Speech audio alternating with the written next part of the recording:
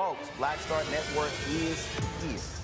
Hold no punches. I'm real revolutionary right now. Support this man, Black Media. He makes sure that our stories are told. Thank you for being the voice of Black America, Roland. Stay black. I love y'all. All momentum we have now, we have to keep this going. The video looks phenomenal. See, there's a difference between Black Star Network and Black-owned media and something like CNN. You can't be Black-owned media and be scared. It's time to be smart. Bring your eyeballs home. You dig?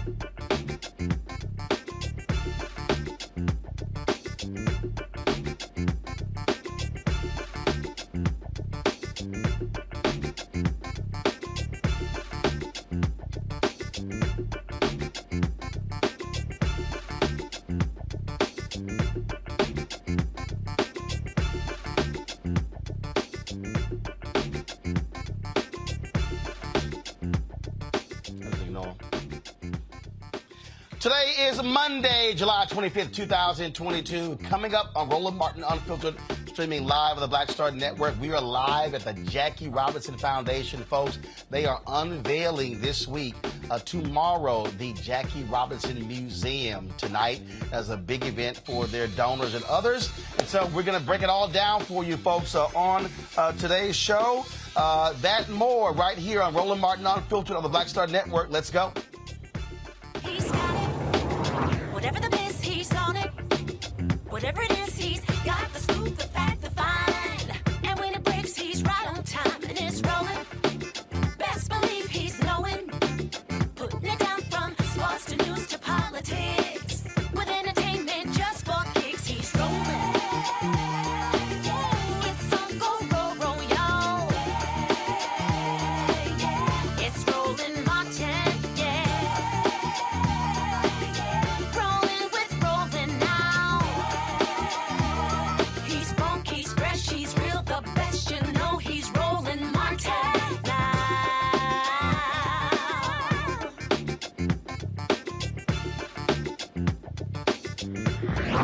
Martin.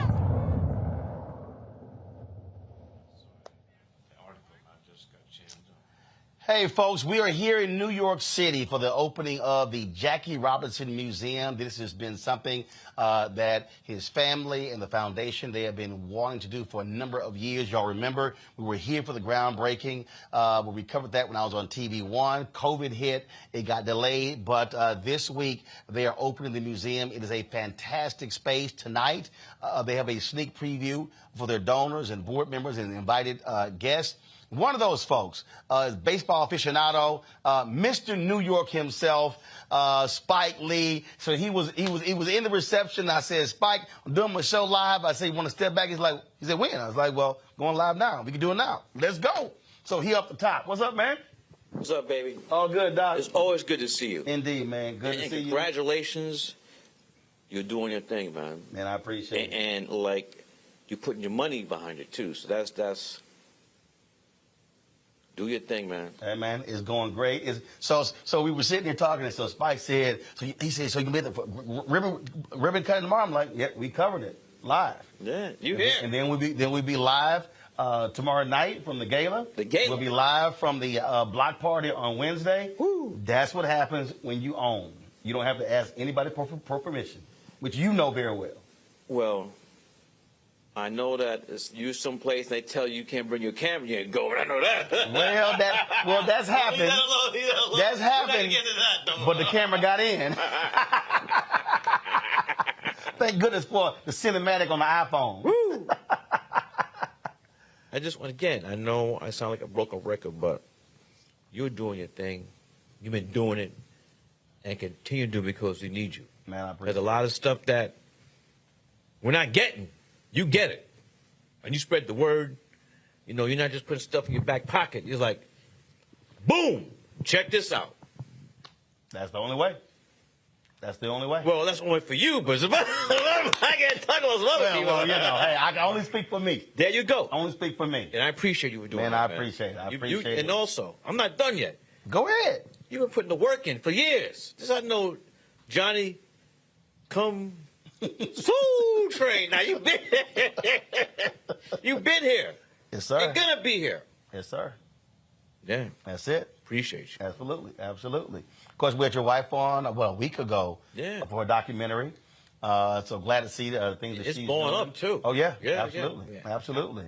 Of course, and I was last here in New York for your Kaepernick documentary. I Yeah, appreciate thank you. calling me, including me on that. You were laying down the knowledge, wisdom, some science to back that up. You know, you asked me a question, I'm going to answer it. They may not like the answer. That's why I need you in this.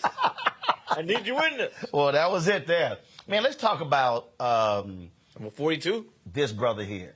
Mm-hmm. So I was talking to a couple of my guys before. So they have a statue out there of him in his football uniform. Mm-hmm. And so Anthony, UCLA. He goes, who's that? I'm like, dude, Jackie Robinson. I said, baseball was his weakest sport. He was a greater football player, track player than he was baseball. Yeah. That's how bad this brother was. Bad brother. Bad brother. And people, a lot of people, not a lot of people, we still don't fully understand. Jackie, along with Branch Rickey, changed America. And people understand that Jackie was 53 years old when he died. Yep. I mean, if you see him his hair. I'm 53. You're good. But no, but to your point. Yeah. His hair was white as snow. And those years where he made that deal with Branch Rickey that he had to keep it in, no matter how many times they spiked him, no pun intended, through his head, the insults, the death threats, and when you have to keep that in. Doc, that's it. But think about it. He sacrificed his life because he knew the first time it was over. He knew. The first time he retaliated, that would have been it. And the thing that people don't understand, and I really wish TNT would reissue the movie. Andre Braugher played him in the court martial of Jackie Robinson. Mm-hmm. I cannot find that thing on DVD. Maybe there's a VHS copy. Mm-hmm. And what people don't understand, Jackie Robinson didn't take no stuff off of people. This was not a weak, meek brother. And that was before Rosa Parks. It was in Texas. Yeah. They said, we're going to court martial you. He said, let's go to trial. And he risked getting a dishonorable discharge because he said, no, I'm not. He said, I'm not sitting in the back of the bus. He said, not wearing his uniform. And so you take that defiance and what he did in baseball to hold that in, because that was not his natural instinct. I read that Rachel said that when Jackie would come home, the blow of steam, he'd get a bucket of golf balls. They were white. And just whack. The biggest thing he can get. But he sacrificed. He was 53. I'm 65. 53. Diabetes. You're 53. I'm 65. Diabetes racked his body. all of that. And that's the thing. And I tell people all the time, when we talk about the Kaepernick documentary, I love when all these people were talking about how dare he kneel, and they would bring up black soldiers. I said, y'all clearly didn't read Jackie's book. He said in his book, he said, I will not salute that flag and stand for that song. Yep. Because of what he had to endure. And this was what was amazing, why his book was called Never Had It Made. He said, because if there is one black person who is not free, none of us are free. Yep, he was a saint. We could say that. Jackie's a saint. And so, people in Brooklyn, the People's Republic of Brooklyn, New York, we have so much love. Jackie played for the Brooklyn Dodgers. Then you got Campanella, Don Newcomb, Joe Black, Jim Good. Well, see, I want to pick up on that because I've talked about this in many of my speeches. We rightfully celebrate Jackie Robinson, but I keep trying to explain to people, it was only called the major leagues because white folks had the money. Right. The major league talent was in the Negro leagues. My daughter's named after Satchel Paige. Really? Yeah, her name is Satchel. Okay. That's where the talent was. But here's another thing, though, is that, and there's a lot of correlation between Joe Louis. When Joe Louis was fighting, black folks were around that radio. And the same thing with Jackie. Even if you weren't a Brooklyn Dodger fan, they would listen to the game and they would say, how did Jackie do? Right. Because we knew the entire race. Can you imagine that? Where the entire race is on your shoulders, and if you don't come through, that's going to put us back 10, 20 years. Right. Just that pressure alone could take years off your life. And for people who don't quite understand, Dr. King talked about this when people would question him about Sidney Poitier and Diane Carroll, and he would say, no. I don't need them at the march because they are serving a purpose for what they're doing on the small screen and the big screen. But also, don't leave for Harry Belafonte. Right. But he was. Yeah. But you didn't include Belafonte. But it was with the criticism, Yeah. Because they would say, well, we see Harry, we see Dick. Why are we seeing them? And he would go, no, hold up. They're serving a purpose in the roles that they're playing, but they also didn't realize the fundraisers they were having at their apartments for the movement. But also, and Jackie was a huge fundraiser for the movement. Listen to this, though. You can't leave out Paul Newman. James Garner. Peter Lawford. What's the man who's the Peter singer? Lawford. Bennett. Tony Bennett. Harry Belafonte said. Marlon Brando. Yep. So it was Harry Belafonte. And Sidney that was bringing the progressive white Hollywood. Right. Diane Carroll was holding fundraisers at her apartments in New York. Yeah. Jackie Robinson, again, if people you haven't read his book, the fundraising that he did for the NAACP. He traveled around the country, and he didn't hold his tongue because he did not have a lot of good things to say about Roy Wilkins, who ran the NAACP. And again, this was a brother who was willing to criticize black folks, willing to criticize white folks. His whole deal was going after the liberation of black people. But I have to bring this up. He did feel very apologetic for one person to criticize. Paul Robeson. He testified before the Un-American Act, and that. Now, here's what's interesting. I had Della on my show, Della, who runs Foundation, and that came up. And in fact, someone is working on a documentary about that hearing. And what she said to me was, she said, if people go back and actually look at the testimony, he spent a small amount of time on Robeson. But even that, it wasn't small enough that he right. He said that's one he could take back. Yep. So it couldn't be that small. Yep. But that, for me, it's so. You know this. Booker T, Du Bois. We get to these things where it's like. Well, you went through that. No, you went through it. Leave me out of this. No, you went through it. But Y'all sat down. No, I tell you the story. You and Tyler. I called him up. I said, I'm going to get on the plane. I said, I need to come down there. I'm going to get on the plane. He said, Spike, come down. Gave me the tour of the mansion. The first one. Not the newest one. Yeah, not the new one. And later on, when he named one of the stages for me. Yep. But I saw that it was getting out of hand. It was like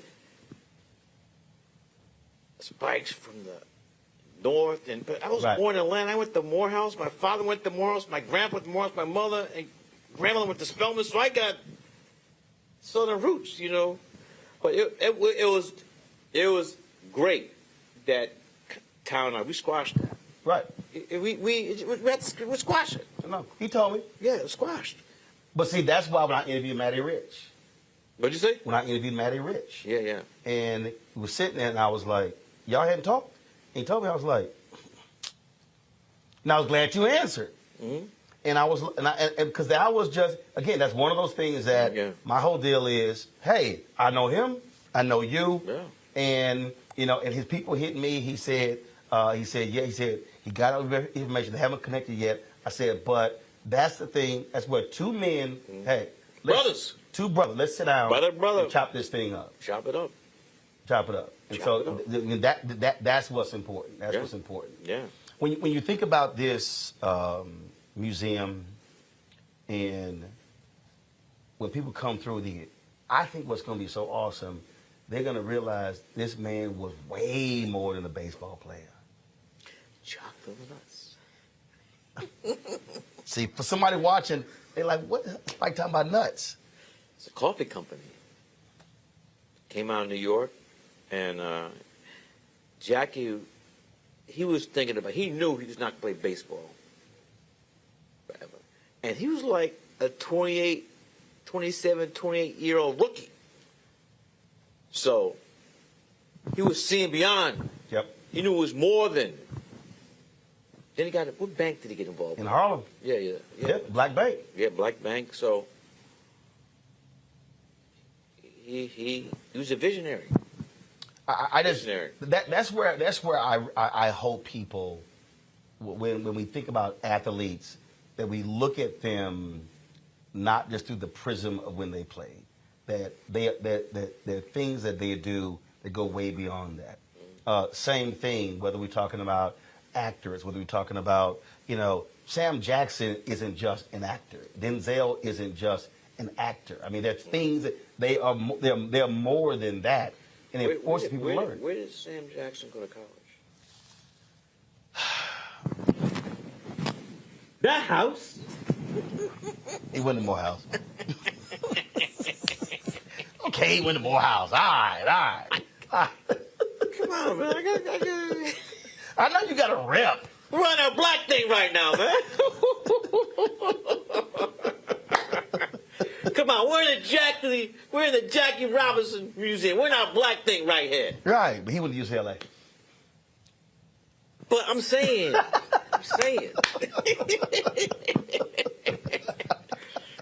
Wait. Was Jackie friends with Dr. Martin Luther King Jr.? Yeah, he was. Where did he go to school? Went to Boston University. Undergrad. That's it. See? Well, the black thing, baby.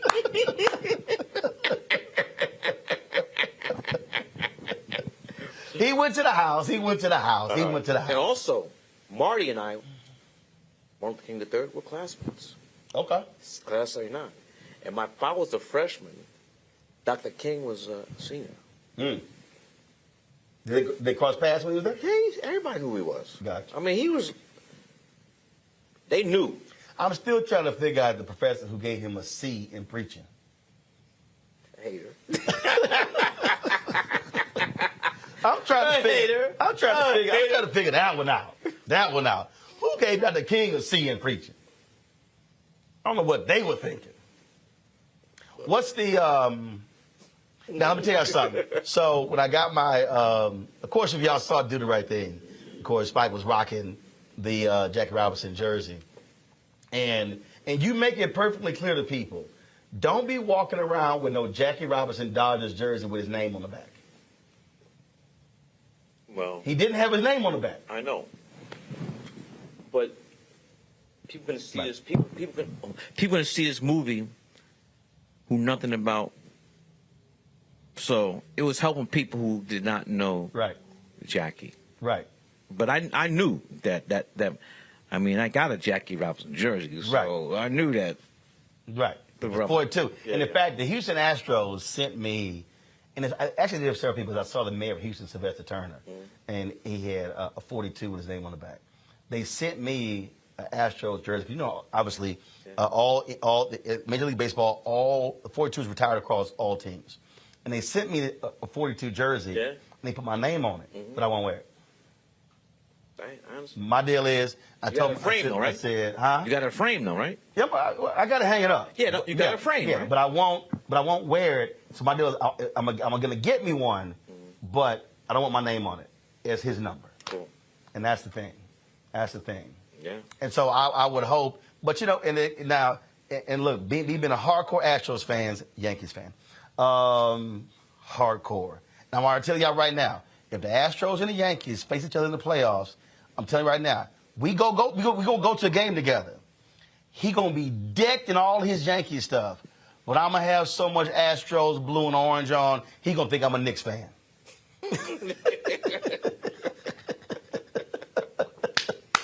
What's with this train that goes in the out? What is that? Oh, that actually that's a throwback to the Astrodome. When the Houston Astrodome, eighth one of the world, when it opened, whenever they would hit a home run, the scoreboard would light up, and they had a train that was going. So that's sort of a throwback to the Astrodome. The first time, this is a good story. You got to hear. Hold that mic up. 1968, the Astrodome. My father told my mother, my late mother, Spike could stay up to watch the game. UCLA. Oh, University of Houston. Lou Alcindor, Elvin Hayes. And Alcindor, he got poked earlier, so he had to play that game with one eye. And this the Cougars, right? Yep. They destroyed the Bruins. But they met in the semifinals. And brother Alcindor from Harlem, uptown, they did a job on it. But at that time, that was like the biggest college. It wasn't. It's still regular season. It was the biggest college game ever. And I pleaded. I said, my mother said, "You have to go to school in the morning." And my father would come. You said, "Jim, G-E-M, Jim. He's watching the game with me." I was tired in the morning at school, but I'm glad he let me. I remember that game, 68. 68. I was 11 years old. So that had to be, was that a fall game? Was that? So if that was a regular season. The regular season. That had to be like September, October, November. No, college basketball doesn't start till after like Thanksgiving. Okay, which means that I think I was probably 2 weeks old. I was born November 14, 68. You were. So I was here when the game got played. Man, let me see my phone. Let me see the actual date. Let me see the actual date of this game. Here's my phone. Let me see. I remember that game. Let me see when that game was actually played. Let's see. And it had see the attendance that game. That thing was 60,000 people. Well, that's what put in the mind of the NCAA when they decided to go to March Madness in stadiums. Yeah. They harken back to that. Let's see. Yeah, don't UCLA get a bad is versus seat, but you Houston. have to watch the Jumbotron. No, I wasn't even conceived yet. The game was January 20th, 1968. My mom and daddy probably had sex on Valentine's Day. Hey, that's enough. No. I was born November 14th. It's literally 9 months. My brother born November 13th, 67. So both of us say we Valentine's Day babies. And his son was born November 10th. There you go. No, Chris, November 12th. So I'm like, yeah, y'all were having a little fun Valentine's Day too. You always wanted to do a Jackie Robinson movie. I'll tell you the story. First of all, deep respect to our brother Chadwick. So Yes, this indeed. this is Great brother. this is nothing to do with him Yep. because I was Yep. he was probably still at Howard. Yep. In my version of Jackie Robinson, I wanted to tell a life story. I did not just want to concentrate on 1947 because I thought that I still think that he was more. That was more than. Yeah. He had a life before 47. He lived a life after 47. Yeah.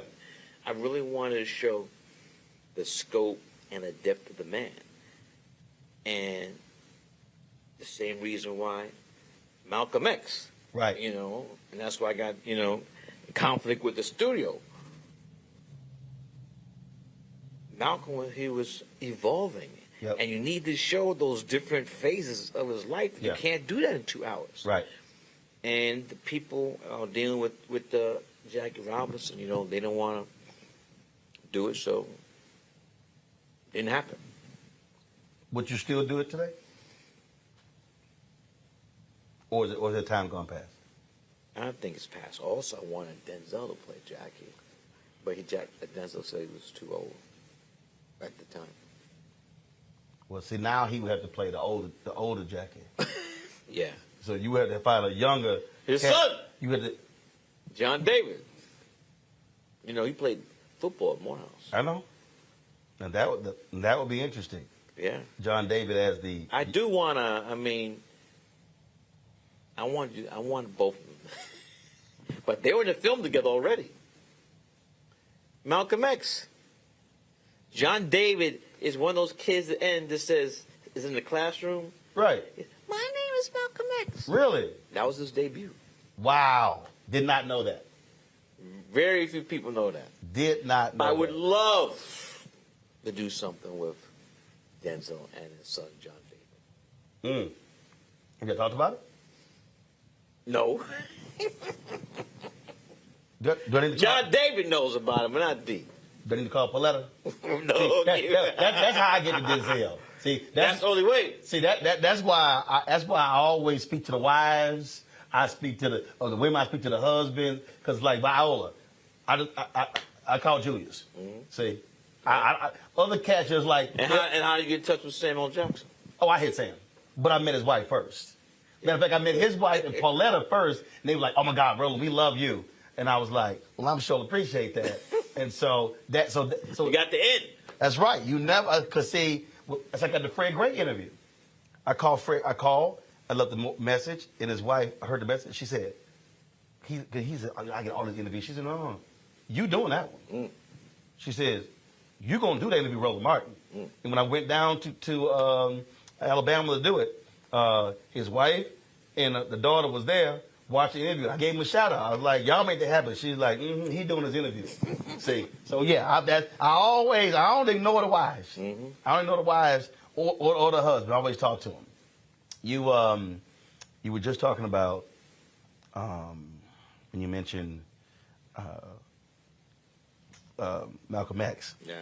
And then I thought about you told me Harry Belafonte when he told you, man, why you keep calling Ossie and putting him in movies? You won't never call me. He says, Isaac can sit 1 hour. And then we made the call for Black Klansman. Woo! How old is Harry? 95. Turned 95 this year. We got to get a love shout out to Rachel. Yeah, sure. 100 last week. Just had a birthday. 100 last week. Looking sprightly out there. Just saw her. Just saw her, absolutely. The Queen. Rachel, my grandma lived to be 100 years old. Wow. She put me through Morehouse and Spelman. She put me through. No. Yeah. Morehouse and NYU. No, he spoke right. He spoke, Are you trying to say that's a Freudian slip? Probably spent more time at Spelman than at Morehouse. No, that's not true. There's a line. What kind kind of TV is this? You can say It's my show. It's called Roland Martin Unfiltered. Well, I want to know what your It's called Roland Martin Unfiltered. Okay, there's a line in School Days where Jean-Carl Esposito, who plays Big Real Mighty, and I play the character Half Pint. He says, Half Pint, you ain't seen no paws. That was me. So don't get it twisted. That was your part? That was me. No parts.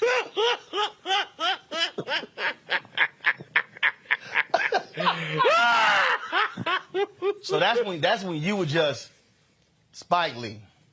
You weren't Spike. Well, my mother gave me that nickname. Really? Yeah. What's your actual name? Shelton Jackson Lee. Shelton Jackson Lee. Yes. But your mama called you Spike. Spike. Where'd it come from? Why? She said I was a tough baby. She said you were a spike in my womb. But those are really some of the best 4 years of my life.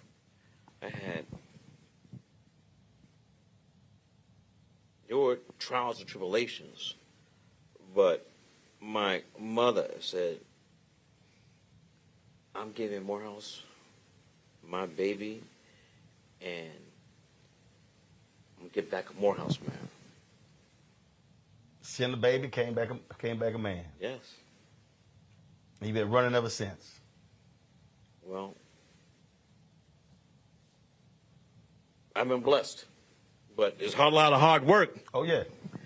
But just blessed, and gotta keep going. Gotta keep it going. You know, that's what we do. You know, the thing that I'm not getting in trouble for that thing, right? No, absolutely not. Absolutely not. Well, the crew, they wanted to laugh. Was that funny? Boy, everybody who saw School Days, we all know it's funny. We all know it's funny. We all know it's funny. Absolutely. Oh, first of all, I see the night. Okay, let me explain something, y'all. So I sit down for the interview for the cabinet, and the first thing this guy goes, "Where your Jordans?" I said, "Man, I ain't never owned no Jordans." He's like, "Oh, I gotta see you some Jordans." I was like, "Look, I got you 10.5. All right. I said, I got sent these shoes, and I wear them. I said, the Texas A&M football team gave me some. They had Adidas. They gave them to me. I wear them. Give me your address. I said a black. I'll send it to you. We've had some black-owned athletic shoe companies on the show. They sent it to me. I wear them. I was like, hey, Mike ain't sent me none. I said, I wear the shoes for free. No, don't take that. Put that on me. Don't put that on money. No. No, because when you asked me that, I was like, hey, Mike ain't sent me no. I said, Nike ain't sent me no shoes. But I did win a pair of the initial Air Jordan golf shoes years ago. Mm-hmm. So I do have the Air Jordan golf shoes. Mm-hmm. Golf shoes. You ever had Mike on your show? I have not. Would love to do it. You reach out to him? I last saw him at the F1 race in Miami. Yeah. We've never exchanged them. Now, he knows who I am. We've spoken everything. Mm-hmm. But I would love to sit down and have a conversation with him. Would love to. Love to. Now, I know Fred Whitfield was on his team. Now, how's your golf game? Well, I played yesterday, and my man Wendell has the Original T Golf Classic. Yeah. So we had a team, we shot 1 under, but handicap 6.5. Can you hang with money on the golf? Mike is probably better than me, but he played way more than me. Plays every day. That's my point. On his own golf course. Wait a minute, him and Ahmad. Yeah. Him and Ahmad. Ahmad did tell Ahmad we played in the Jeffrey Osborne Golf Classic, and Ahmad was like, he said, Ro, he said, if you play golf a little bit more, he said, you be dangerous. He said, where you swinging? He said, I said, but Ahmad, I got to work. You don't got the time. I said, Ahmad, you 72 and retired, Ahmad. I said, he's like, yeah, you're right. I said, come on, you chilling every day. You bet in Barkley? I don't know. I guess that's a yes. Your swing is better than that, though, right? Ladies and gentlemen, what does that face say? That face says, I'm about to cuss Spike Lee out. That's that face. Man, please. Barkley don't want no part. No parts, huh? He didn't want no parts of me. I was texting Charles the other day, but Charles don't want no part of me. He don't want no. Trust me. You see my swing, you like, yeah, that ain't Charles' swing. Matter of fact, let me go. Let me see. Who is this here? Okay, that's my brother right there. We played golf the other day. Man, let me. You ever play golf at Martha's Vineyard? Yeah. On what golf course? I played. Farm Neck? I played Farm Neck. I played the new one all the rich folks built. You didn't see my house? I saw your house. Yeah. I saw your crib. And what? You see a flag? I saw all that. What flag did you see? I saw your 40 acres in the your embassy of Brooklyn. No. What flag is it? It's the First of all, I ain't been there in a while. The end interlocks with the Y. Oh, see, I ain't been there in a while. I ain't been there in a while. No, it's been a long time since I've been there. Because everybody keep telling me, they're like, oh, man, why you come to Martha's? I said, first of all, it's too hard to get to Martha's Vineyard. That's first. Two, I ain't trying to see nobody I know. Like, if I'm on vacation, I don't want to see nobody I know. Well, you definitely want to go to Martha's Vineyard in August. No. I don't want to go to no fundraisers. I don't want to, don't ask me about no money. I ain't trying to do none of that. So, yeah, it's where do you go? Hey, Doc. So, again, just so you know, Charles Barkley wishes he had this golf swing. Oh, you left-handed, huh? Barkley wishes he had this golf swing. Good swing. He ain't got that. He ain't got that. It's windy, too, huh? Oh, yeah. Where was that? That was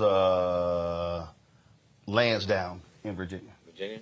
Yeah, but I'm a golf the ball. How long you been golfing? Took as my PE at Texas A&M since 1987. One of the best decisions ever made. You needed 4 credit hours of PE. You in class, all the other players. The brother's like, man, I'm gonna take basketball, give me an easy grade. I'm like, hell, I've not played basketball. So my brother was here before me. He took golf. I said, I'm gonna take golf too. One of the best decisions ever. That's how I connected with Sam. Yeah. Most cats I've connected with, it was through golf. It was through golf. Sam's good golf, right? Oh, yeah. Yeah. Sam golf his ball. When he stopped doing his own stuff and injuring himself. So we got a chance to play around together at his club in L.A. So who else is a good golfer? Let's see here. Man, Ray Allen's good. Oh, Ray Allen can play. Have not played Ray Allen. Steph and I text. Yeah, he can golf his ball. Steph can golf his ball. How's Obama? I'll play. How's Obama's? Hold up. So here's the deal. I ain't never played with Obama. For 8 years, he kept saying, Roland gonna go out and play. And I'm like, bruh, 8 years. You don't want to go to Martha's Vineyard? No, he was playing at Andrews Air Force Base. I was like, bruh, what's up? He called everybody else, and he left-handed. I'm like, what's the deal? What's the deal, B.O.? What'd you say about him? Huh? Well, you know. You forgot about that. No, I ain't forget. Why you say what's up then? I ain't forget. You know what's up. No, you know what's up. No. But that's also the role I played to get him to get elected. Here's what I tell everybody. This has literally been my journalistic philosophy. This is a game plan. If you do good, I'll talk about you. If you do bad, I'll talk about you. At the end of the day, I'm gonna talk about you. My role is not to be your cheerleader. My role is to speak truth for black people. And where I critiqued him, I went hard. And that's the deal. And so you ever hear from him after that? I mean, when he was in the White House, you know, they would invite me, you know, when he would do the anchor meetings and stuff like that. And I ain't never get invited to the birthday parties and stuff like that. But that's fine. Because, see, my whole deal is... You get the invite to the thing in Martha's Vineyard? Oh, no, hell no. Why not? I ain't get none of that. Come on now. I ain't get none of that. No, and I do. I really think it's because I am going to do what I do. And so here's the piece. If that means I don't get invited to stuff like that, I'm good. The role that I play as a journalist and speaking truth for Black America, it has to be said. And so that means that you're not going to kick it with some folks. And I'm good with that. I'm cool. I mean, other people, they're like, oh, my God, and I'm like, no. I'm like, nobody has to invite me to anything. Nobody has to be, you know, if it's like, oh, so-and-so had a surprise birthday party. Roland, you didn't go? I was like, yo. I said, I got a great life. I'm good. But when when that light come on and we go live, sometimes I got to hit you. And everything ain't going to be all peaches and cream. Mm-hmm. And so I hit him a few times. The left and the right. Left, right, with a left coming back. But we talking Mike Tyson here? But not Mike Tyson. Riddick Bowe? I mean, Riddick Bowe? More like Larry Holmes. You know, Larry had a great jab. So, you know, but that was the deal. That was a piece. Things need to be said, and I still stand on it. My biggest deal is I feel strongly he should have appointed a black woman to the Supreme Court when he picked Merrick Garland. And I was like, and I said, and I went hard on that. And I'm like, sorry. And so people like, yo, man, why'd you go so hard? I mean, look, that's it. I mean, my deal is, when you talk about legacy, I mean, look, you know, it ain't like you been, you know, Mr. Chill, ain't never gave your opinion on stuff. You know, you got crossed off a whole bunch of lists. Don't even act like this is a foreign conversation. Don't even act like this is a foreign conversation. You right. yeah, absolutely. You know I'm right. Just keep stepping, all right? That's it. That's it. And when you know that you're walking in truth, when you know it's not personal, it's not petty, it's not envy, it's not jealousy, and you speaking truth, and some folks, they disagree, we cool. We can disagree. I'm good with that. Yeah. But I'm a swing. Like, always. The defenses? Always. Aaron Judge?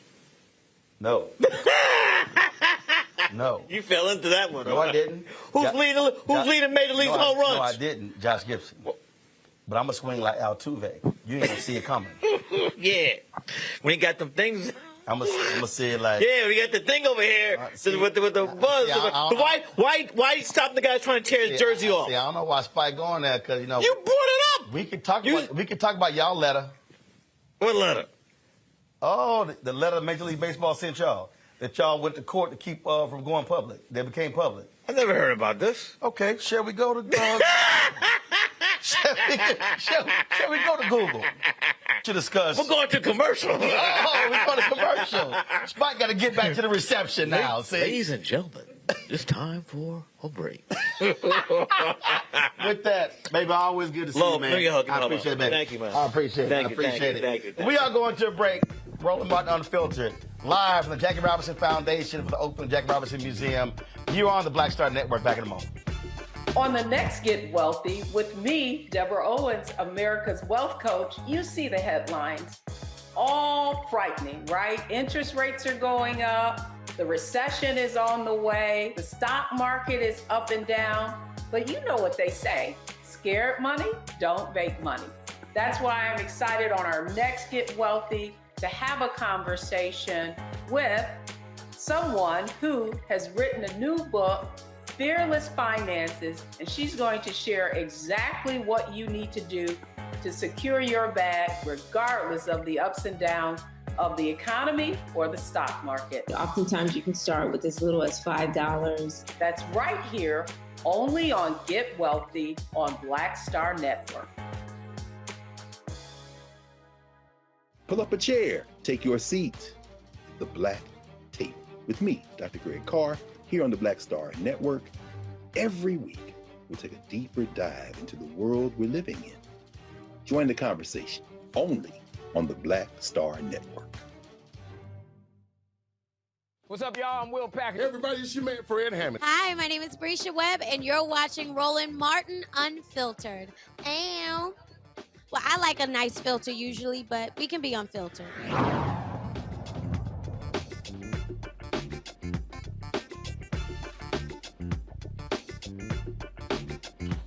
All right.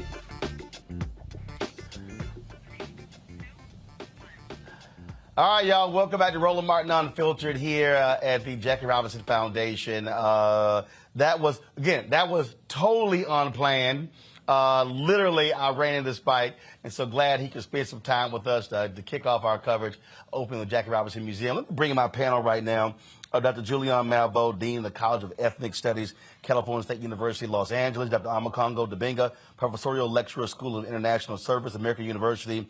And Renita Shannon, she is a Georgia State Representative. Glad to have all three of y'all here. That was a wow, too much fun. I think we pretty much covered every damn thing in that interview there. But Juliana, I'll start with you since you're there in Los Angeles. I really do hope people with this museum really take the time to truly understand the depths of who Jackie Robinson was. And last week, of course, you had the All-Star game that took place in Los Angeles. And that's where, of course, the Dodgers, and that was a big salute to him. Denzel Washington did the salute, and so it was all the different things surrounding that. Rachel Robinson was there as well. But this man really did far more for black people in America than just play sports. You know, Roland, first of all, I enjoyed watching y'all. Y'all silly. And when you got annoyed with Spike because he said Morehouse, I thought about you and your, you know what, behind always calling Alpha somebody's daddy. So he just got you back. That's all. But it was a pleasure to watch. Y'all were really quite amusing, but more importantly, substantive. And when you think about Jackie Robinson, I think that, as you all said, it's not just baseball. It's so many more things in terms of the civil rights movement, the fundraising that he did for the NAACP and others. And I think that, maybe y'all put it in a little bit of context, but I think the only thing that I had a huge problem with Jackie Robinson about was his cooperation with the House Un-American Committee and his testimony against Paul Robeson. And even if it was just 2 minutes worth of testimony, it was unnecessary. You all started out the interview talking about brothers who had funk with each other and how you all were able to smooth it over by being a man, by doing that. And I got that. But that was just Paul Robeson. America broke Paul Robeson. They broke him. And they broke him because too many black people cooperated with them. So bad respect for Jackie Robinson, but that, from my perspective, is a blemish on his record. Well, yeah, and look, the reality is, Omakongo, we go through this world, and there are things that we do that are great. There are things that we do that we wish we could take back, but it's a reality of life. And I think if we look at the totality of who he was, and that, we can say, hey, that was one instance where we wish Jackie Robinson did not speak against Paul Robeson, knowing full well what the American government was trying to do to him. But when you just look at how fierce he was in his criticism of Richard Nixon, of Barry Goldwater, of the Republican Party. And again, you read his book, he didn't hold his tongue against anybody. And as I said to Spike, including Roy Wilkins, who ran the NAACP. Yeah. And Jackie was out raising money for the NAACP. No, absolutely. The segment was powerful. I just felt like I was in class. I forgot we were doing the show. I'm like, wow. Like the things we picked up. For me, growing up, you both were absolutely right in terms of when I was growing up and learning history, there was always like this faction, Dr. King and Malcolm X, and, the list goes on. And Jackie Robinson, as a kid, not learning from like my parents, but just like conversations on the street, people would, kind of paint him as like this guy who kind of sold out. And it wasn't until I started getting older, reading my own history, learning stuff, that I learned about the complexities of this man. And I'm still learning. When I see quotations like Dr. King calling him a freedom rider before they were freedom riders. And, so much history and context there. And what you mentioned earlier about the support of the black banks, something I didn't learn until this year, right? And we owe this to our ancestors and the people who came before us. We owe this to the Rachel Robinsons who are still here, who went through that with him side by side. Because if we don't do that, we're going to repeat that history. I see so much quote unquote, beef that happens today between celebrities who have much more in common, who should be fighting more things together than when they're separated. And if we don't really learn that history, we are really doomed to repeat it. That's why I also appreciated Spike talking about squashing the beef with Tyler Perry. And so really at the end of the day, what Jackie Robinson was doing, and that other thing you were talking about, Roland Martin, how Dr. King was talking about how certain celebrities who weren't visible in the face of the movement, he was like, you need to be in those spaces because you can support us in other ways. We need that type of strategic mindset. And you know the celebrities today better than I do. So I hope some of that is going on behind the scenes because so many of them seem to be involved in a lot of foolishness and don't really get involved in things until it's too late, until there's like a George Floyd or until there's like a Roe v. Wade reversal. But we need consistent organization and commitment from people who are out there in this space. And your segment was a real reminder of the complexities of those who fought during this time and the lessons we can learn from them. Oh, absolutely, absolutely. Why am I sitting there laughing? Because Spike just came in, he took my cell phone, left, and didn't take his. So I guess he just realized we probably got a phone. Yeah, this is my main phone. He took my backup cell phone. But I don't know how he missed it, that big old red case he got on his. All right, Representative Shannon, I want to go to you because one of the things that I think is important to say here, Jackie Robinson dies in 1972. So we're talking about 50 years of work by his wife to keep that legacy going. The reality is this: Jackie Robinson Day, retiring the number 42 jersey, all of these things that have happened doesn't happen unless Rachel Robinson is a driving force. So in many ways, if you look at the legacy of today of the Reverend Dr. Martin Luther King Jr., we don't have that without Coretta Scott King. And you don't have any of this, the Jackie Robinson Foundation, this museum, without Rachel Robinson. Yeah, and far too often that's the way it always is that Black stories don't get told. Our work does not get spotlighted until long after folks have died and gone. Their families have to work so hard to get the work spotlighted. One thing that I was thinking the entire time that you were having that conversation with Spike was that, it's interesting because with Jackie Robinson, so often in pop culture, all we ever hear about is his career as an athlete. It's only ever in Black spaces do we hear about his civil rights work. And so I'm glad that now there will be a museum that's brick and mortar so that everybody can understand the full legacy of Jackie Robinson. So this is really important. Someone just asked in our chat, is Rachel Robinson still alive? Y'all, she's sitting out there. Yes, she turned 100 last week.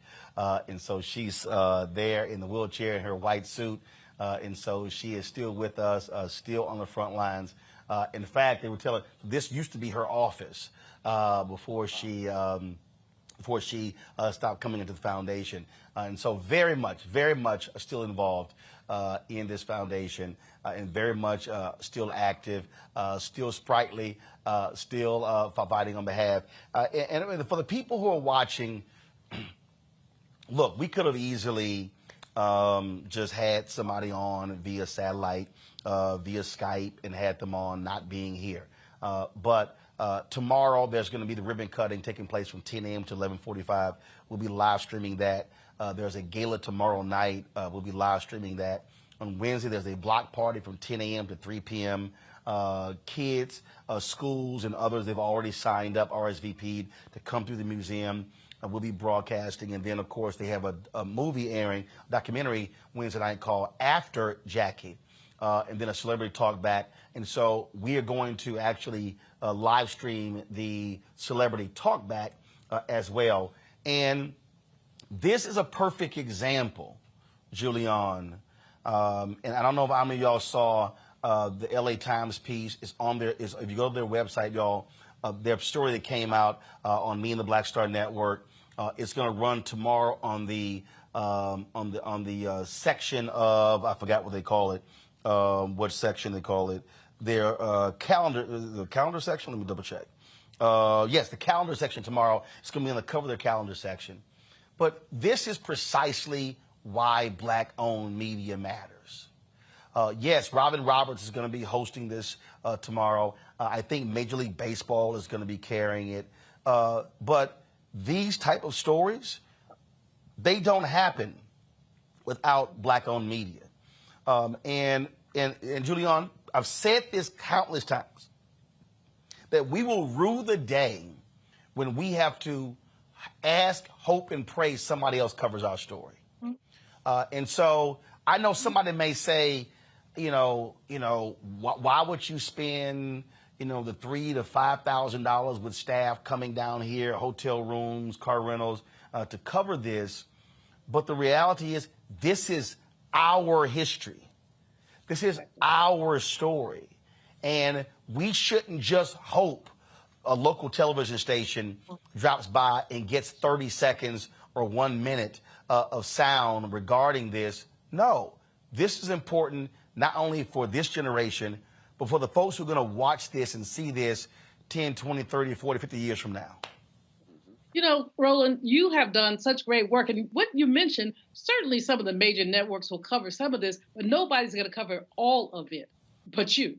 You're going to be there for the opening of the museum. You're going to be there for the gala and the celebrity talkback. And, all props to Robin Roberts and all the other brothers and sisters who do mainstream media. But the fact is that they have to go to their bosses and ask, and in some cases beg, to get the coverage to get a fraction of the coverage that you're providing. So you made the case. You make the case literally every day when you put your program on. You make your case when you travel and have your team travel with you to Essence, to NAACP, to Urban League, to wherever you go, because you're there for us. And so, it's extremely important. It's also important. You and Spike talked a bit about your criticism of President Obama, and so you didn't get invited to the birthday party. Oh, well, the fact is that if you're going to have honest media, honest Black media, we cannot hold anybody up on a pedestal and say that they are impervious to criticism.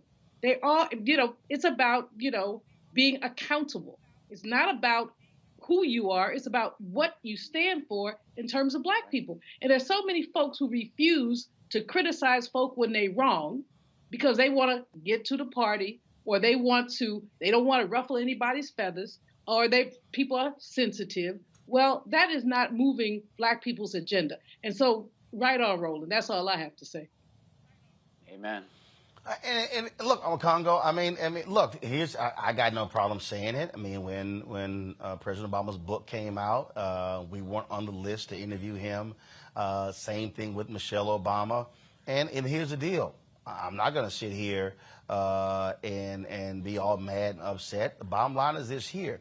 I don't regret a single critique that I had during those 8 years, because I know what my role and responsibility is.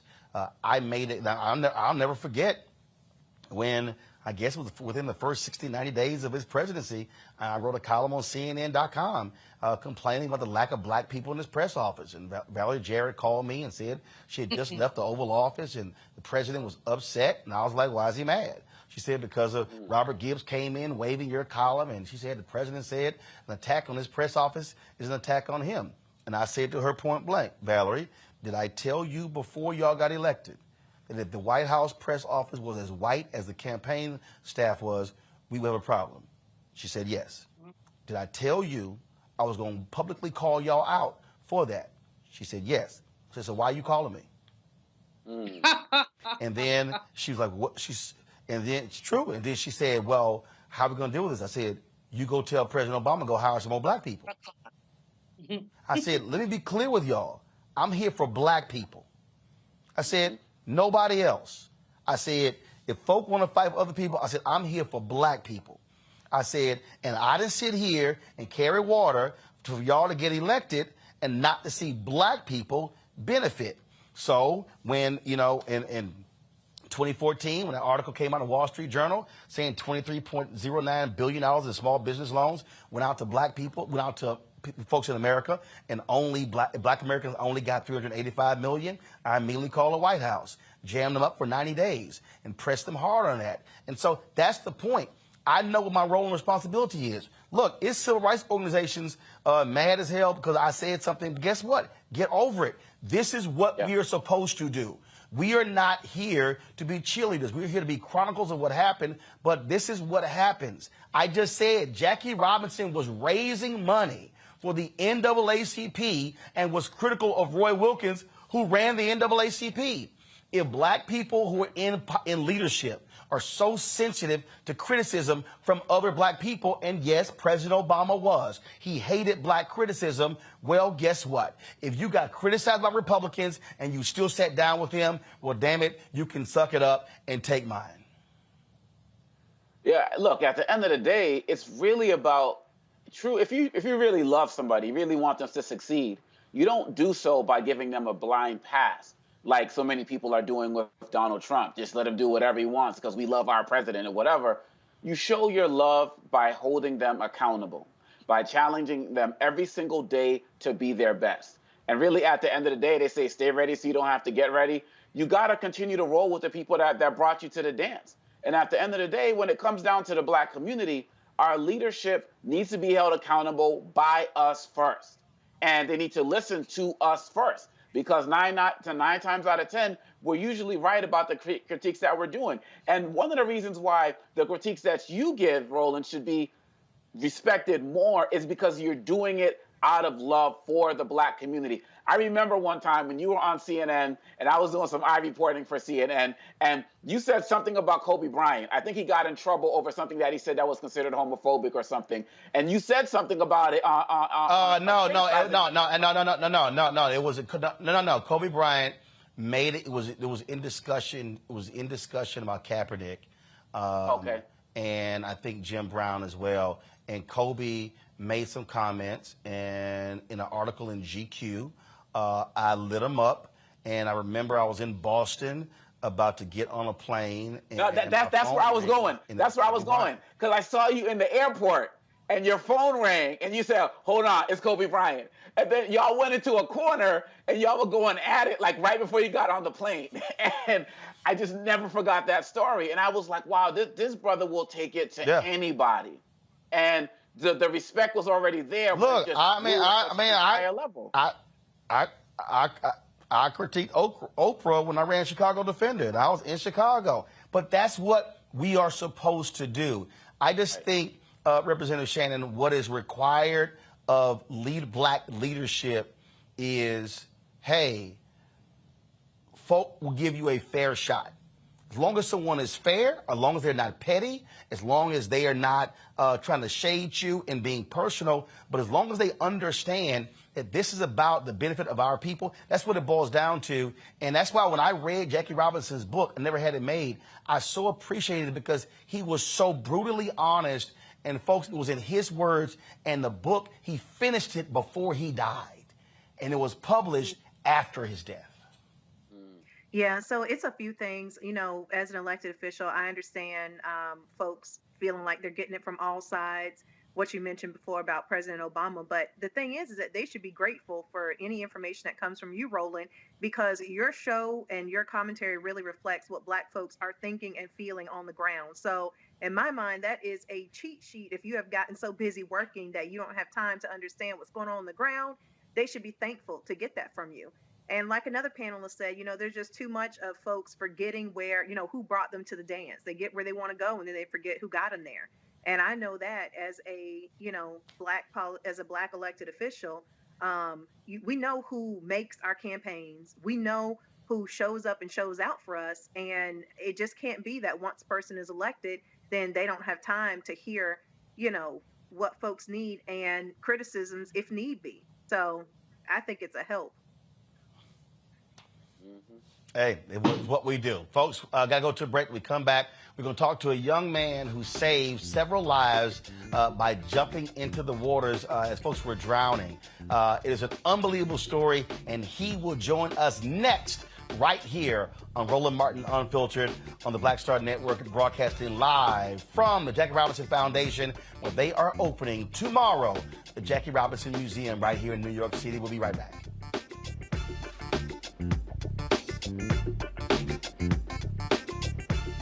Hi, I'm Dr. Jackie Hood Martin, and I have a question for you. Ever feel as if your life is teetering and the weight and pressure of the world is consistently on your shoulders? Well, let me tell you, living a balanced life isn't easy. Join me each Tuesday on Black Star Network for A Balanced Life with Dr. Jackie.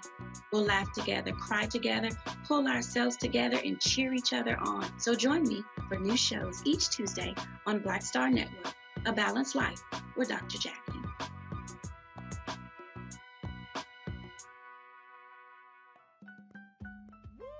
We're all impacted by the culture, whether we know it or not. From politics to music and entertainment, it's a huge part of our lives, and we're going to talk about it every day right here on The Culture with me, Faraji Muhammad, only on the Black Star Network. What's going on? This is Tobias Trevelyan. Hey, I'm Amber Stevens-West. Yo, what up, y'all? This is Jay Ellis, and you're watching Roland Martin Unfiltered.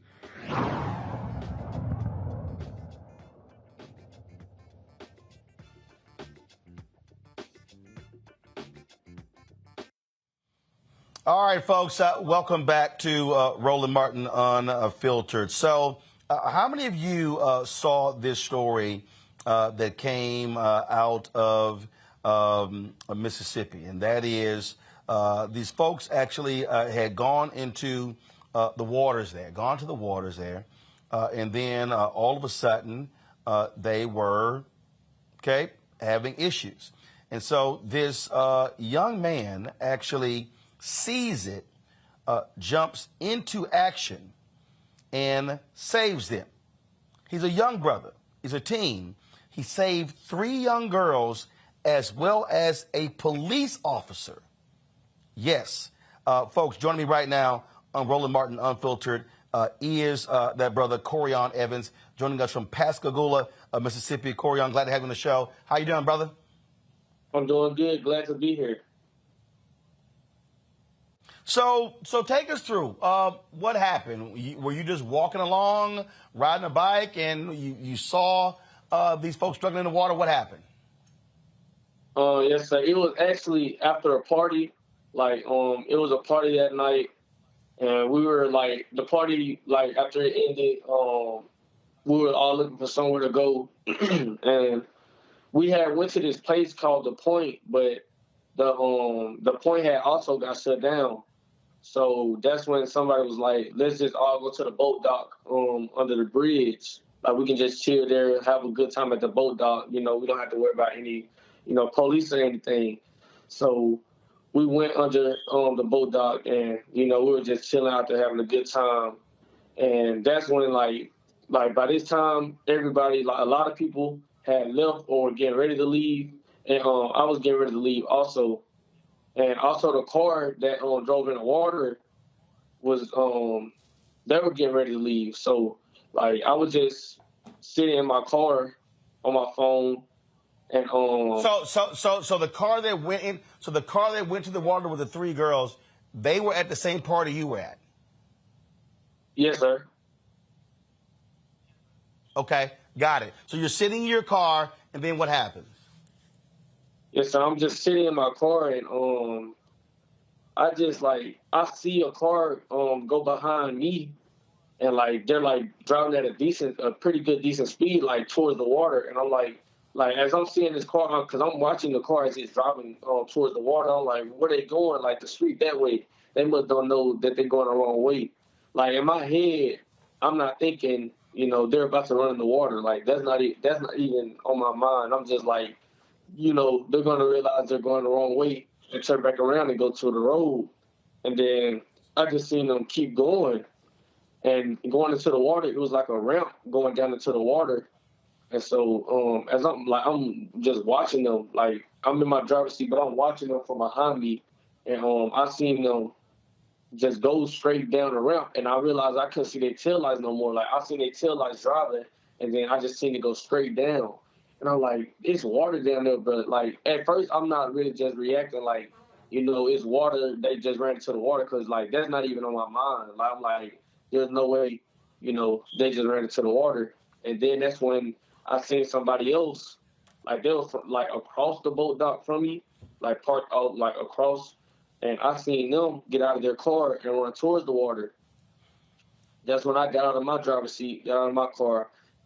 And I took out running towards the water, and as I'm getting close to the water, I'm hearing people saying, help us, help, just screaming help as I'm getting closer. And when I finally got close enough to see what was going on, that's when I seen the car in the water, and I seen the 3 girls outside of the car saying help. And that's when I just ran. I ran on the side of the boat dock, up the side of it, and I took my shirt off, and threw my shoes off, took my phone out of my pocket, threw my phone down, and yeah, I just jumped in the water. And then the first I had to grab the girl that was closest to me, like from me coming to the shore, because she had tried to swim a little bit out. First, I went to help her. I had to get her and bring her back to the shore. But after like it was one girl tried to swim away from the car, and it was the two other girls were like they were still like close to the car, but the car was like underwater. You could still see the lights, but the whole car was like basically sunk under the water. And they were still by the car, and one of them was like panicking, like one of them was panicking bad. And so after I took her, it was somebody that showed. I just kind of when I felt my feet hit the ground, that's when I like kind of pushed her forward because I'm like she can walk from here because I feel my feet hit the ground, and that's when I turned around to swim back, and then I seen one of the girls panicking in the water. But like I said, some of the car, like the top of it and the front, like kind of the front windshield was still above the water a little bit. And so I went and got her, and I'm swimming her to the car. I'm like, come on, let's go to the car, come on. So when we get to the car, I'll get them on top of the car. I'm telling them, catch your breath, calm down, catch your breath. Y'all need to catch our breath. Y'all been swallowing water. And so we're just sitting on top of the car, and that's when the officer arrived. That's when Officer Mercer arrived. And yeah, he got out of his car, he ran over there, and he got in the water, and he like swam to us on the car, and he's just telling her, hey, you're gonna be okay, you're gonna be safe with me. I'm gonna get you back to the shore. Like he's telling her she's gonna be okay, and she got like directly on his back, which wasn't really the right thing to do because when somebody is on like directly on your back and you're trying to swim, you're not gonna be able to swim. You're just gonna they're gonna take you under. Because you can't even, you're not as flexible as you would be if you're just swimming. So when she got on his back, when they left the car and tried to swim back to shore, she started taking the officer under. Like he was going underwater, trying to come back up. He was saying, I can't. Like he kept saying, I can't. But he was still trying to swim. And when I seen that, that's when I got off the car and I had to go and help her and the officer. Like I was behind them, trying to keep them above water and also push them forward at the same time while keeping them above water. And as we got closer to the shore, I mainly started focusing on the girl because she couldn't swim and she was still panicking. Like my main focus wasn't getting the officer back to shore at this point. My main focus at this time when I'm trying to get her back is just get her back to the shore because I'm knowing the officer can swim or he'll be able to make it back himself. So once again, I had felt myself when I got her close enough and felt my feet hit the ground. I pushed her to somebody, gave her to somebody at the shore. And when I turned around, I seen the police officer, like, he's, like, really in the water, like, drowning. Like, he's going underwater drowning. He can't swim. Like, he swallowed a lot of water. His body was exhausted. And he just couldn't swim anymore. So that's when I had to leave again. And I had to go and grab the officer and pull him back into the shore. And I pulled him back in to the shore, and I gave him to somebody. And the last girl on top of the car, she was the one that she knew how to keep herself above water, and she also knew how to doggy paddle a little bit, but she couldn't swim. But luckily, she knew how to keep herself above the water, keep herself from going under. So she was kind of trying to doggy paddle back to the shore, and I went out there and I just basically spread it up. I just helped her get back to the shore in a faster amount of time. But yeah, man, the officer, he was most definitely the closest to drowning. When I got her back to the shore and he got back, he could barely stand up. He was throwing up a lot. Yeah, it was crazy. Wow. That is an unbelievable story right there. And how long have you been swimming? I've been swimming since I was about 3 years old because my grandma always had a pool in her backyard. Man, that is an incredible story. You are indeed a real life superhero for that. What does your life been like since this happened? Yeah, after it happened, and just like my local city news posted it, like the next 2 or 3 days, like news channels from like all across the nation was posting me Good Morning America, the Washington Post. Like when I seen all of those posting me, that was kind of just unbelievable, because like those are shows, and I mean Good Morning America is a show I used to, see my mom watching in the morning. Washington Post, CNN, I mean, not CNN, NBC, like those are all things I have seen on TV. So just like seeing me on TV and like seeing them post and, telling me, sending me messages, like, yeah, my life has been crazy. And like everywhere I go in public, people are, like in my city, people are asking me, are you the hero? Or are you the one who saved them girls? Like everywhere I go. So that's what my life been like everywhere. Well, that is absolutely amazing, brother. We are glad that you were there to do what you did. And certainly, I'm sure those 3 girls and that police officer are thankful that you've been swimming since you were 3 years old. Yes, sir. Thank you so very much for joining us, Corian.